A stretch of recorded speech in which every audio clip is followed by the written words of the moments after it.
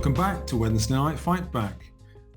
UK public debt has just exceeded 100% of GDP, which some people view as alarming.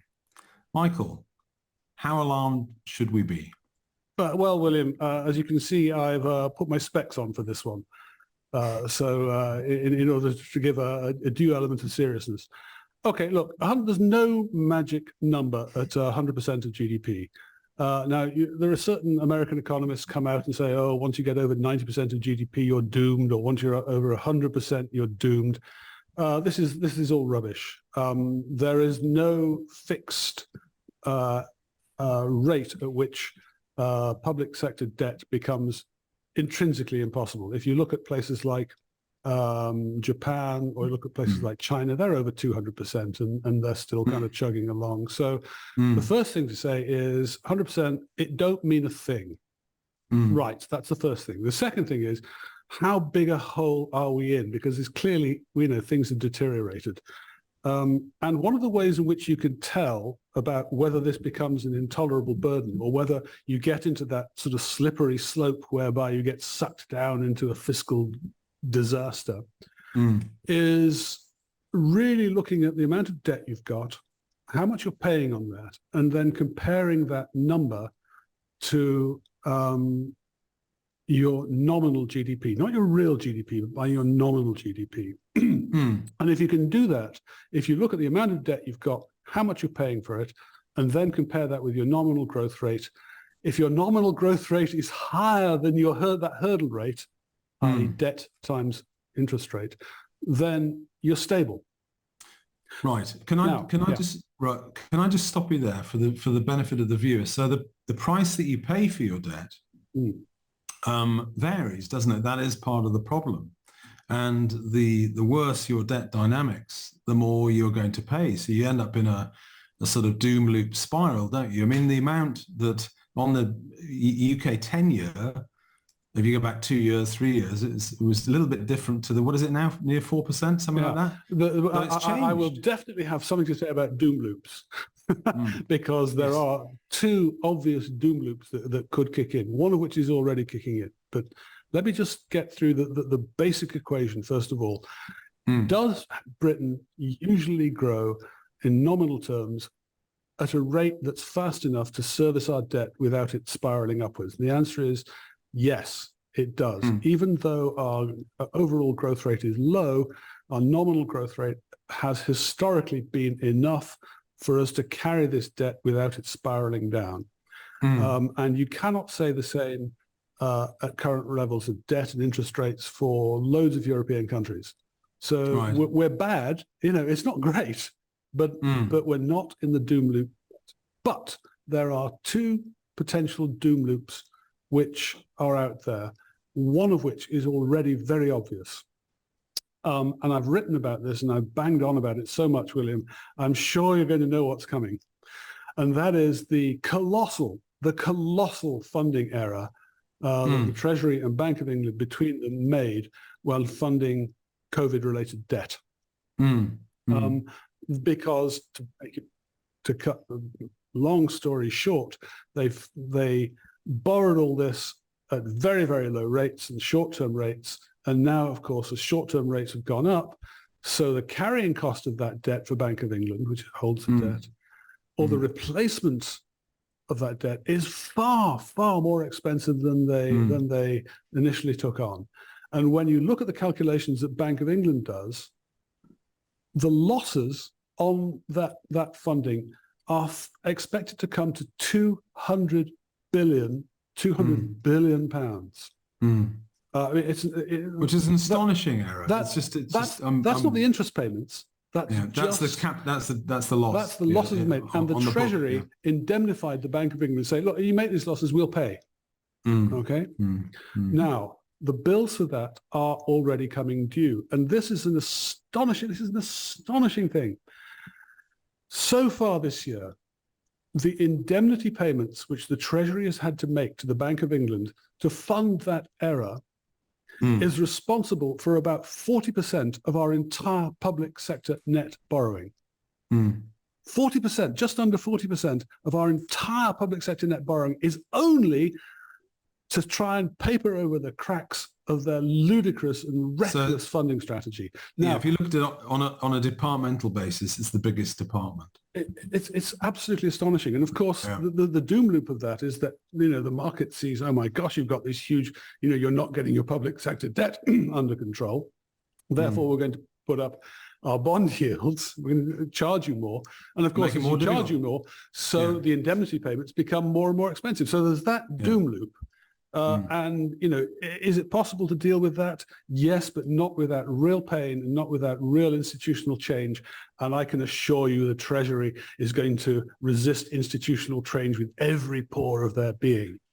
Well, so I think that you make some really salient points there. But just to go back to what you said, it makes me so angry. No, I know you're livid about it, and you're quite rightly, but because it's incompetence, and it was also unnecessary. But actually, we even warned about this at the SDP, didn't we? This is, for God's sake, don't do that. Do it with a COVID bond. It was crazy. But just to go back to what you said before, again, putting my skeptic's hat on, you say that if nominal GDP growth exceeds the rate of growth in the debt stock, yes, obviously, it doesn't get away from you. But if you just look at the debt to GDP ratio over the last few decades. Obviously, we have the financial crisis, and that was a great big loop up and so on. But it's a long time now. It's now decades since it's been at 30 or 40% of GDP. And it seems, as a skeptic, I would say it doesn't seem likely at all that it's going to reduce and anytime soon. And you're still running PSBRs of 80, 90 billion.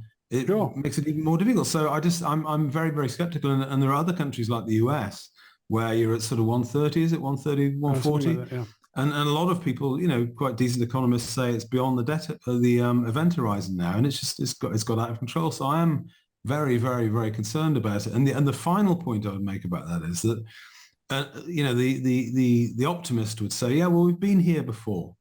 We've been here before. If you look at debt to GDP, post-war, I agree. Post-war was over 100% as well. But we had a war, for God's sake. No, but it's not necessarily the cause, Michael. It's not so much the cause.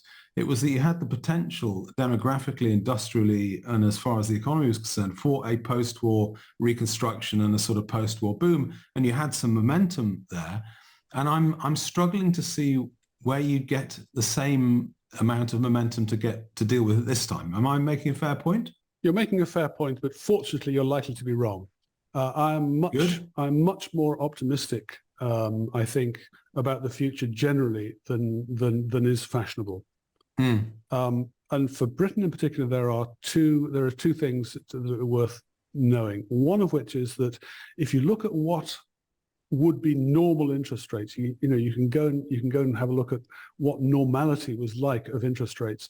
We're pretty close now on the short end to having short-term interest rates where you'd expect them to be given where nominal GDP has gone. That's the same in the US. It's not the same in Europe. But if you like, the pain that we're doing now is slightly front-loaded. The bad news is that doesn't apply to bonds. They're still way under yield. So you get more than that. So, but I think, we're further down the curve than I think people recognize or are willing to recognize. The second thing I would say is I believe there is an enormous opportunity for global growth in the coming decades. And I'll do it for two reasons. First of all, I think you'll have the eclipse of the extraordinarily broad range of policies that are designed to stifle growth.